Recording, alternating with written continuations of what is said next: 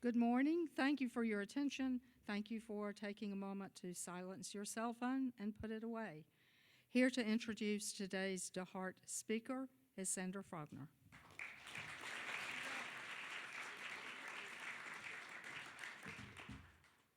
Good morning. My name is Sander Frogner, and today I'm introducing my good friend Brock Miles. I've had the pleasure of playing football, staying at his house, and getting crushed by him in Madden for the past 2 years.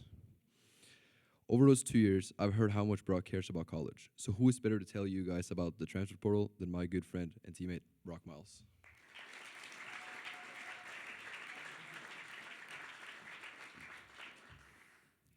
Good morning.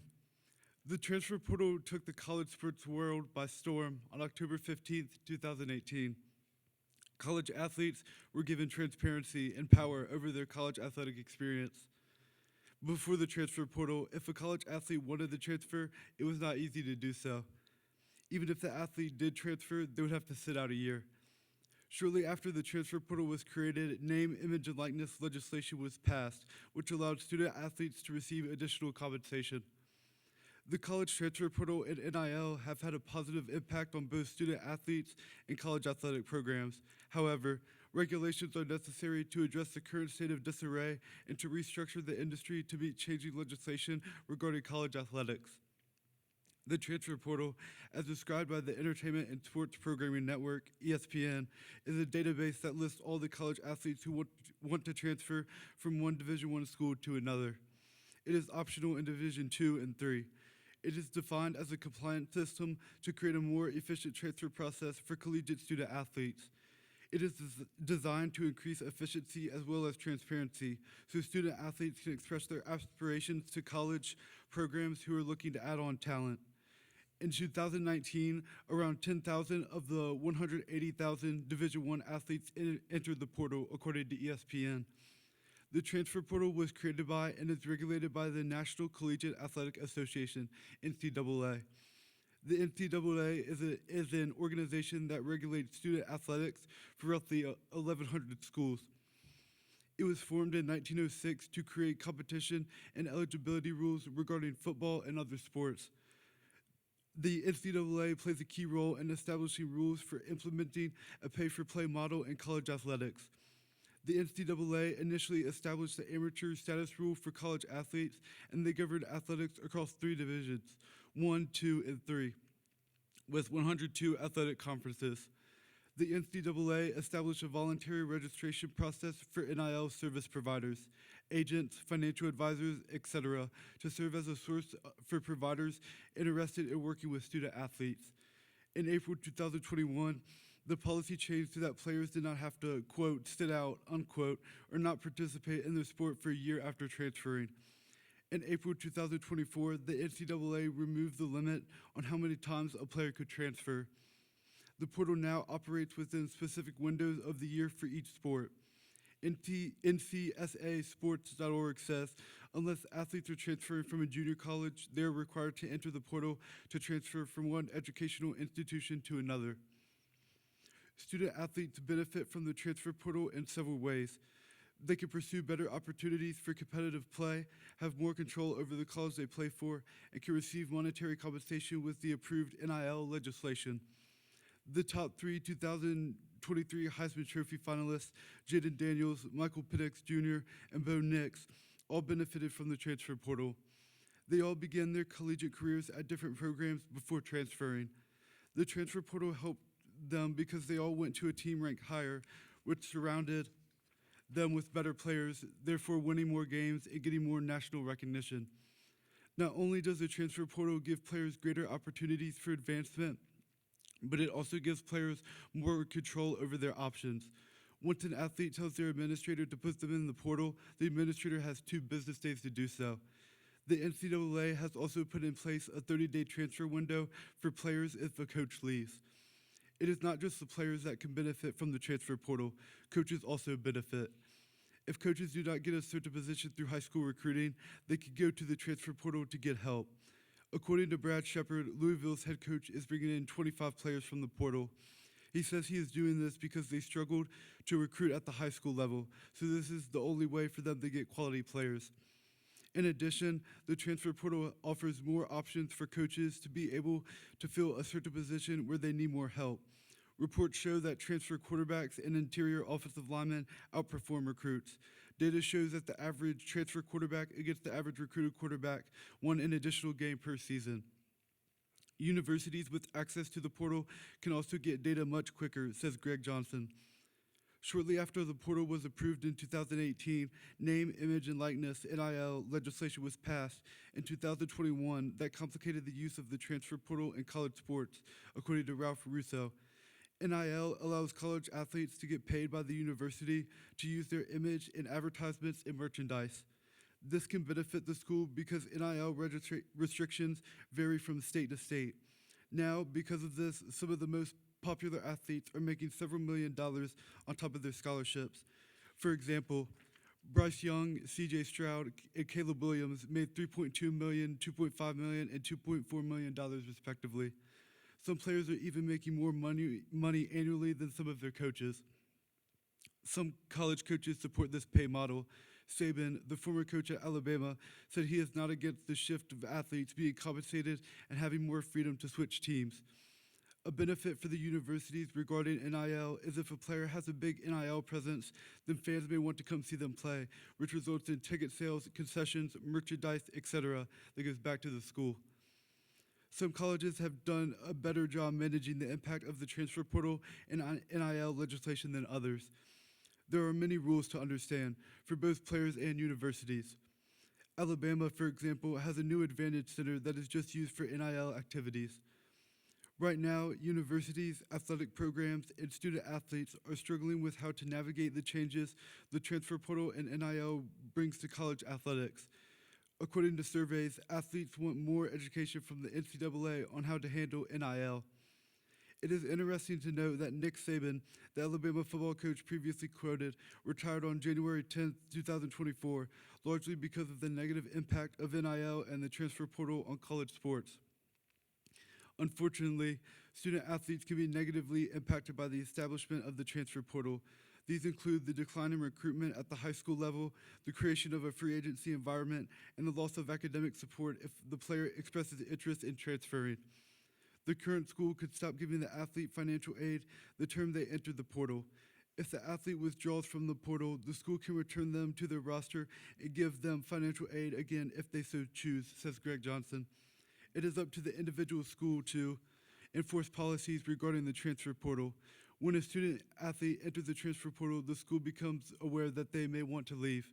At this point, the school can withdraw scholarships, housing, and academic services and use these resources to a student interested in staying at the university. Removing these supports can be done on a case-by-case basis and is solely at the school's discretion. It is an advantage for the athletic program because they invest in players that are invested in their school. The portal can hurt high school athletes because college coaches are not recruiting high school players as much. Coaches can use the portal to add players who are already college players with more experience, growth, etc. Walk-on players are competing with the portal, possibly eliminating potential scholarship opportunities since that money might need to go to a player from the portal. Due to the transfer portal, high school athletes are no longer just competing against other athletes their age. They are also competing against college-age players who have had more time to mature, get bigger and faster, and adapt to a college lifestyle.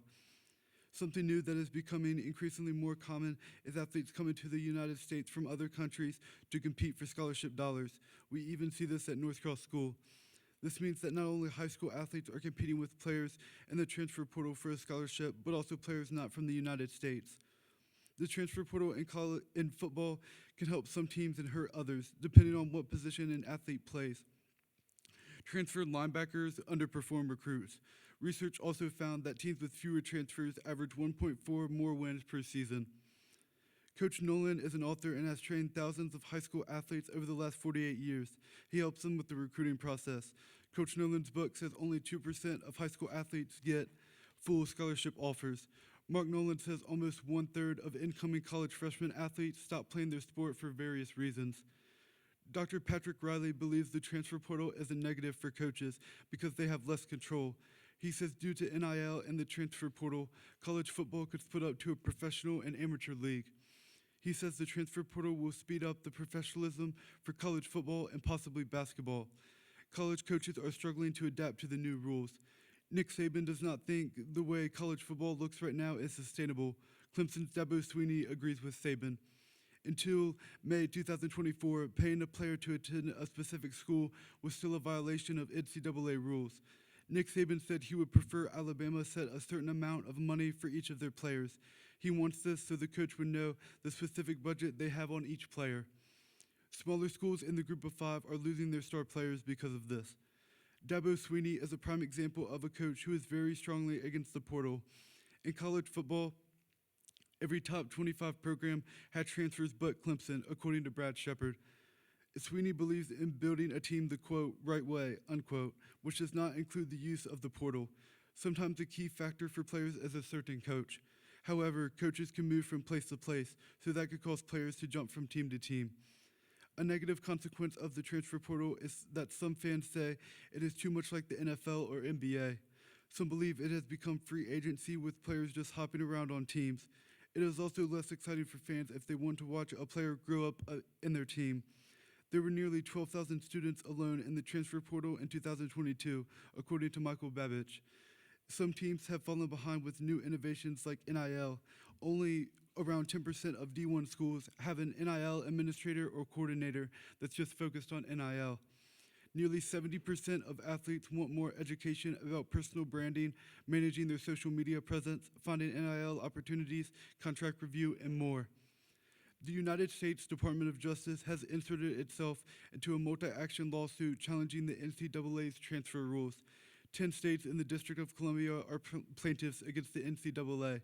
They believe that because the NCAA is not allowing athletes to transfer more than once, that violates antitrust laws. Underclassmen can transfer once without having to sit out a year. Noah Henderson says additional transfers usually require a special waiver by the NCAA. The schools with the most NIL resources have been shown to recruit the better players. The lawsuit maintains that, quote, college athletes' current and future earning potentials, unquote, are negatively impacted by these rules. As of right now, the case is still ongoing. On May 23, 2024, a federal court ruled that colleges can now pay their student athletes. The amount is expected to be more than $20 million per school. Sources are saying there is basically now a, quote, salary cap, unquote, in college sports. Many NIL deals are kept out of the media, says J.J.M. Wooden. This pay-for-play legislation could be financially damaging for colleges because they will not be able to keep as much scholarship money because the money is going to players through NIL deals. A NIL valuation is an estimate into how much a player might make. The athletic budget is how much the school spends across every athletic program. In 2020 alone, Alabama's athletics program profited over $16.1 million. This means that Alabama made $16.1 million more than they spent on just athletics. This can be a negative for some schools because they might not make as much profit. NIL deals currently have no regulations regarding which student athletes obtain deals and which do not. Other possible negative effects that should be considered are possible negative impacts on degree completion, as transferring credits to another school can be problematic. There are other significant consequences of the NIL and pay-for-play legislation, and the long-term impact is unknown at this point. These include the financial impact for other non-revenue generating sports at colleges and the role of third parties paying players to attend and play for a specific school. Fans were never able to determine who would play for or stay on a team. Now, well-funded booster clubs can pay players to play. Now, wealthy fans have more power than ever. As the landscape of college athletics changes, regulations are needed to address the issues.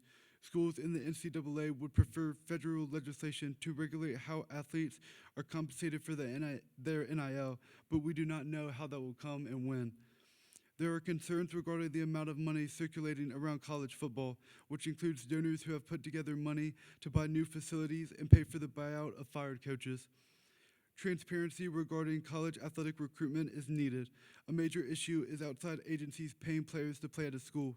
Joshua Goldberg says there is evidence that some athletes transfer because another school promises them more NIL money.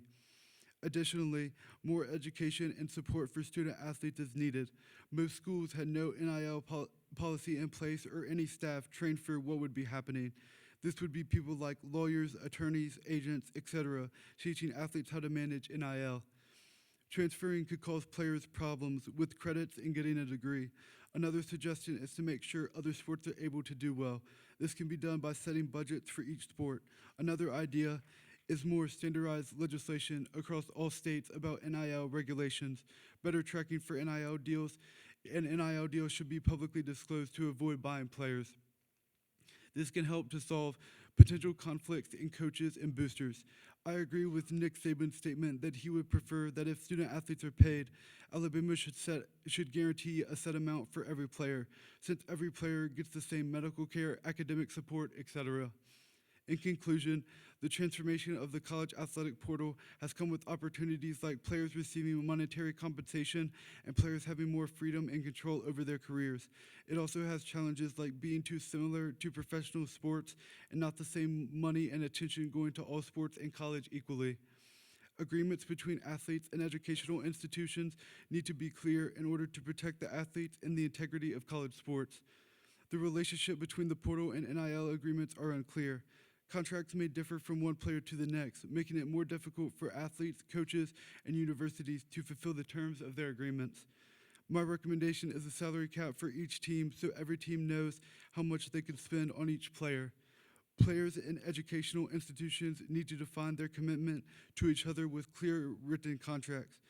For all of our benefit, let's hope the NCAA can get college football back on track. Thank you.